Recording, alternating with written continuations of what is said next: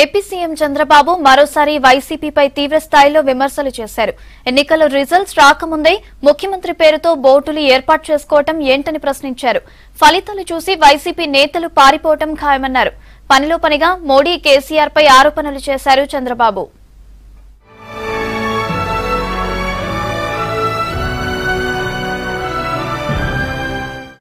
తిరుపతిలో బర్త్డే వేడుకలు చేసుకున్న ఏపీ సీఎం చంద్రబాబు వైసీపీ అధినేత జగన్మోహన్ రెడ్డిపై విరుచుకుపడ్డారు. ఎన్నికల ఫలితాలు రాకముందే ముఖ్యమంత్రి అని వైసీపీ నేత బోర్డు పెట్టుకోవడంపై విమర్శలు చేశారు. రిజల్ట్స్ వచ్చాక అసలు నిజం తెలుసుకుని వైసీపీ నేతలు పారిపోతారని ఎద్దేవా చేశారు. నిన్న తిరుపతిలో భార్య భువనేశ్వరితో కలిసి ఎన్టీఆర్ బ్లడ్ బ్యాంకును ప్రారంభించారు బాబు. తర్వాత పార్టీ నేతల సమక్షంలో బర్త్డే కేక్ కట్ చేశారు.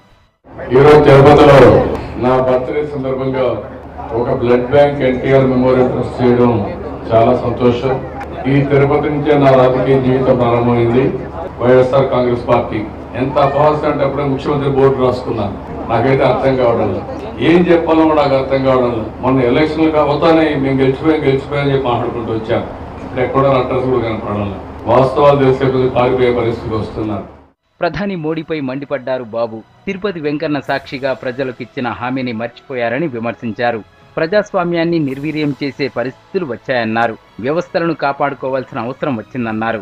50% వీవీప్యాట్లు లెక్కించాలని డిమాండ్ చేస్తున్నామన్నారు. ఇక జనం సమస్యలు పరిష్కరించేందుకు సమీక్షలు చేస్తూ ఉంటే కూడా తప్పుపడుతున్నారని చెప్పారు బాబు. ఈనాటి ప్రధానమంత్రి ఒక హామీ ఇచ్చారు, విభజన హామీ నిలబెట్టుకుంటారని, ప్రత్యేక హోదా ఇస్తారని. ఆ రెండు కూడా ఇవ్వకుండా మోసం చేసే పరిస్థితికి వచ్చారు. 23 రాజకీయ పార్టీలు కలిసి ఎన్నికల కమిషన్ దగ్గరికి వెళ్లి మీరు ఏవైతే వీవీప్యాట్లు ఉన్నాయో అవి కూడా కౌంట్ చేయాలని చెప్పాము. 50% కౌంట్ చేయండి, అది కౌంట్ చేస్తే మీకు ఒక అవగాహన వస్తుంది.